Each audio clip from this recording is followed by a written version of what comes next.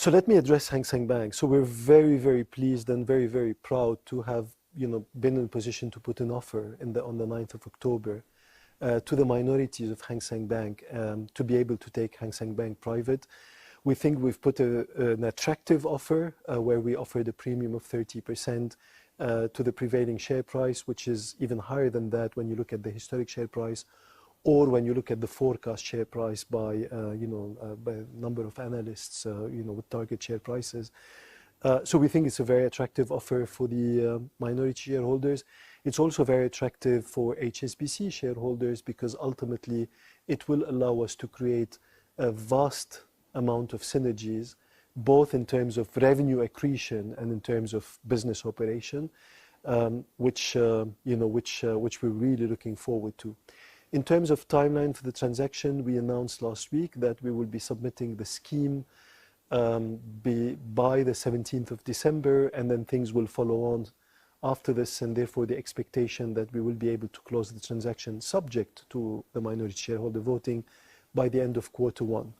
In terms of the wider HSBC organization and simplification, we've announced this program back in February 2024. We said we should be done by the end of 2026. So it's a 2-year program where all the benefits are expected to be realized from the 1st of January 2027. And if you look at on that 8-quarter journey, 3 quarters in, we've implemented or decisioned 70% of the plan. So therefore, we are moving at pace. We're moving with intent, but we're moving very thoughtfully, both for the bank, for the risk, and for our colleagues. Hang Seng Bank made provisions for the Hong Kong property exposure. For HSBC, how concerned are you about an extended property slump and the impact on your loan books?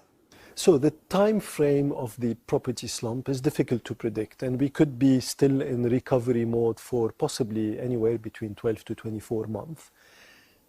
We're not calling really the end date or the start of normalization date in the property sector, although we have seen start of normalization in the residential space in Hong Kong, but not yet in the office space. But what we are calling is that this is a cycle, and we strongly believe it is a cycle, and therefore, as per any cycle, there is a recovery at the end of the cycle. When we're doing an investment for growth, such as the investment to take Hang Seng private, this is a long-term investment where we do expect to start achieving benefits early, but we're not bound by a specific date. And we will work with our customers to help them through this cycle. We have been doing so, and we already are seeing good results from a number of customers. And by and large, we remain comfortable with our exposure, confident in the outlook that we will be out of this cycle in a matter of a few quarters. And the area of higher concern is very well contained in a very small portion of the portfolio, about $1.5 billion exposure in our portfolio, where we see there could be more pressure.